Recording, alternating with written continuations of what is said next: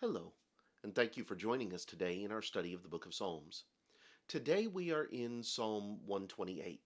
Now, we're in the middle of this series of songs of ascent, and if you want to know a little bit more, and we didn't go into it in great detail even then, but if you want to know a little bit more about the songs of ascent, what they were intended to do, and what that means, then we talk about it a little bit more in our video for Psalm 120.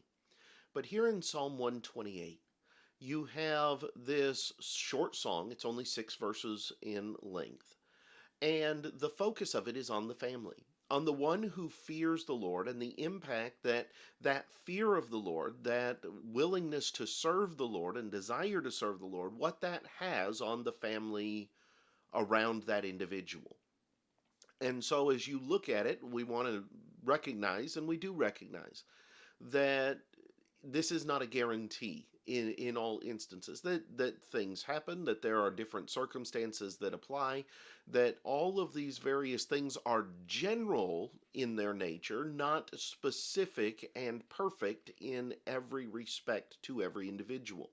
And yet at the same time, this is a general blessing. This is a general thought process that is examined by the psalmist.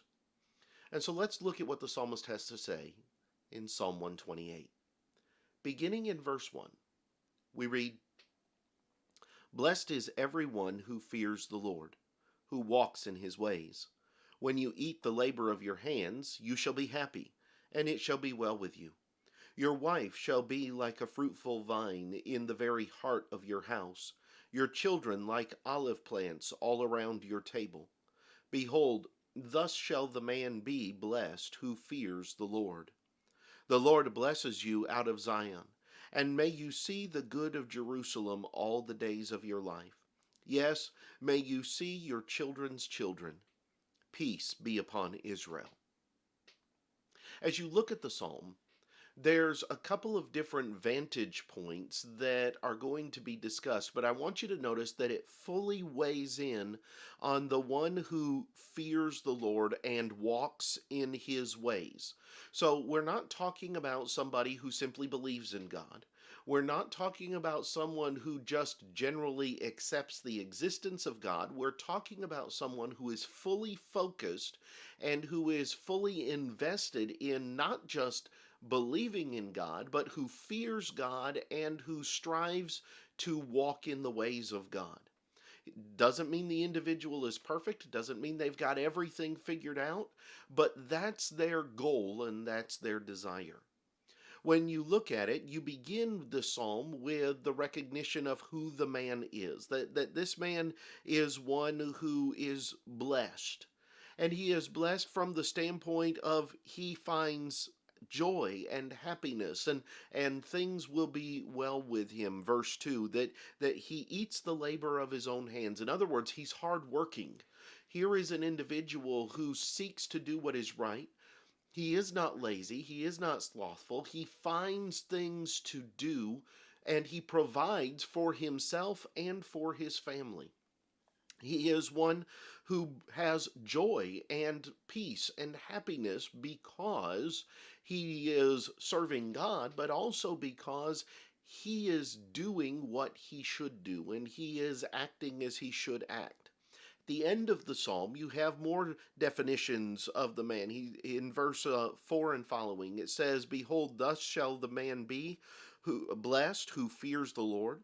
The Lord bless you out of Zion, and may you see the good of Jerusalem all the days of your life. Yes, may you see your children's children. Peace be upon Israel."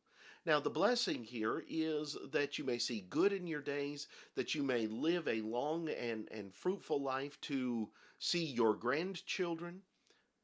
Now, we recognize that that doesn't always happen, that there are those who do everything right and their life ends at a young age for various reasons. But the point is that the general blessing, the general purpose, and the general product of living life according to this means is this result, is this type of result. And that's the point of the blessing and of the song that is being offered. But not only is it the individual who is impacted by the life choices that are being made and by the things that are being done, you also have the recognition in the psalm of his family as well. And in verse 3, it talks about your wife shall be like a fruitful vine. In other words, you have this individual, this man, and his wife is one who, with his actions and with his focus and with his lifestyle, it encourages and it brings about in her a life of fruitfulness as well. She and her husband, if their relationship is what it's supposed to be, if they're seeking God the way they're supposed to be, are working together, both for their family and for their day to day life. They work as a unit. Now, it doesn't mean they have the same job or that they're always in the same place, but they work together as a unit. And as such, she is a fruitful vine, or like a fruitful vine. Something that brings great joy, but something that is productive and something that holds value in many different ways and in many different areas. And then you have the children, that the children are like olive plants all around your table. The idea of the olive plant is something of great value, but also something that is enjoyable and something that brings joy. It is a sign of wealth. And he says, your children like olive plants around your table. You go back to the previous psalm and the value of children being discussed in Psalm 127, and you have very much that same idea being utilized here. So here in Psalm 128, the psalmist is going to give this blessing about the one who seeks to serve God, the one who fears the Lord, the one who walks in his ways, who works hard, who strives to be the epitome of what it means to be a servant of God, not just in name, not just in telling people that's what he is, but in the way that he lives his life and how it impacts not just him, but those around him as well. These are the things that I see in Psalm 128.